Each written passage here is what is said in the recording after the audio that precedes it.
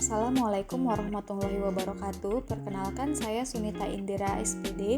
Saya merupakan mahasiswa PPG Prajabatan gelombang 2 tahun 2023. Nah, pada kesempatan kali ini saya akan mempresentasikan tentang topik 5, yaitu bagian demonstrasi kontekstual.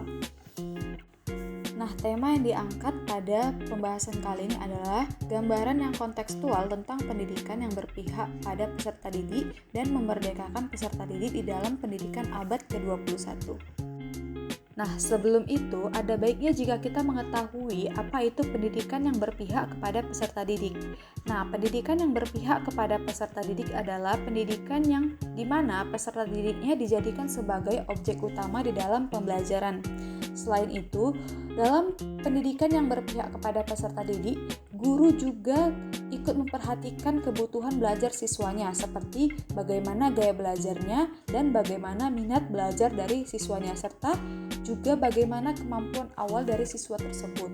Sehingga dalam pendidikan yang berpihak kepada peserta didik ini, guru hanya sebagai fasilitator yang memfasilitasi kegiatan belajar peserta didik, dan peserta didik diminta untuk berperan aktif dalam kegiatan pembelajaran di dalam kelas. Nah, selain pembelajaran yang berpihak kepada peserta didik, kita juga harus mengetahui bagaimana pembelajaran yang memerdekakan peserta didik.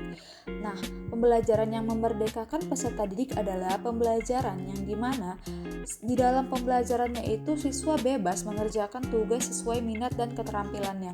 Dalam arti, guru memberikan kebebasan kepada siswa untuk memilih bagaimana minat dan keterampilannya dalam mengerjakan sesuatu ataupun unjuk kerja di dalam kegiatan proses pembelajaran.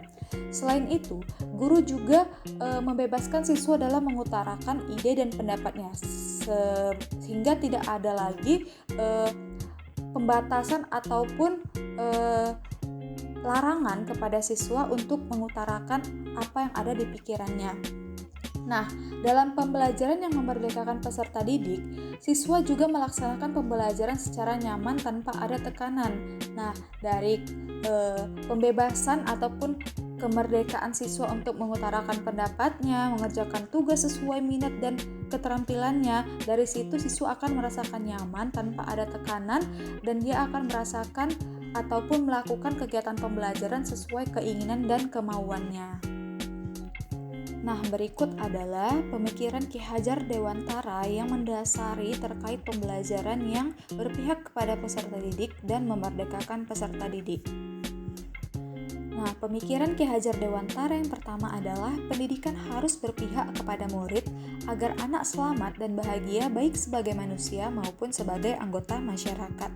Nah, maksud dari kalimat ini yang saya tanggap adalah bahwa dengan guru yang berpihak kepada murid, yang memenuhi segala kebutuhan murid dan mengikuti bagaimana minat maupun gaya belajar murid, maka akan menciptakan anak yang selamat dan bahagia di kemudian hari sebagai manusia maupun sebagai anggota masyarakat.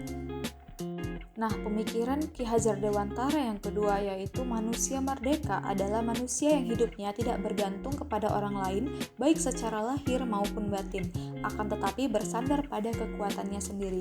Nah, ini sangat berkaitan dengan pendidikan yang berpihak kepada peserta didik dan memerdekakan peserta didik.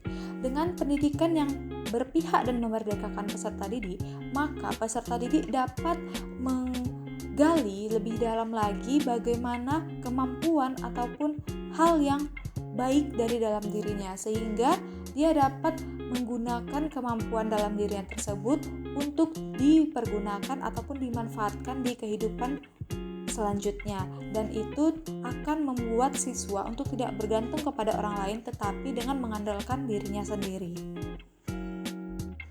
Nah, lalu bagaimana implementasi pemikiran Ki Hajar Dewantara yang sesuai dengan pendidikan yang berpihak dan memerdekakan peserta didik? Nah, dalam implementasinya, guru dapat menerapkan pendekatan TARL ataupun Teaching at the Right Level seperti pembelajaran berdiferensiasi dan Culturally Responsive Teaching ataupun CRT. Nah, pendekatan ini merupakan salah satu cara guru untuk menjadikan murid sebagai objek utama dalam pembelajaran, serta dalam kegiatannya guru juga dapat menerapkan model pembelajaran problem-based learning ataupun project based learning untuk mewujudkan profil pelajar Pancasila dan menjadikan siswa agar lebih aktif di dalam kegiatan pembelajaran. Selain itu, sekolah juga dapat melakukan kegiatan P5 ataupun proyek penguatan profil pelajar Pancasila sebagai media pengembangan keterampilan dan memberikan ruang bagi siswa untuk menggali kemampuan di dalam dirinya masing-masing. Nah, sekian gambaran yang kontekstual tentang pendidikan yang berpihak dan memerdekakan peserta didik di abad 21. Jika ada saran, tanggapan, ataupun komentar dari teman-teman yang lain, boleh silakan komen di kolom komentar. Terima kasih.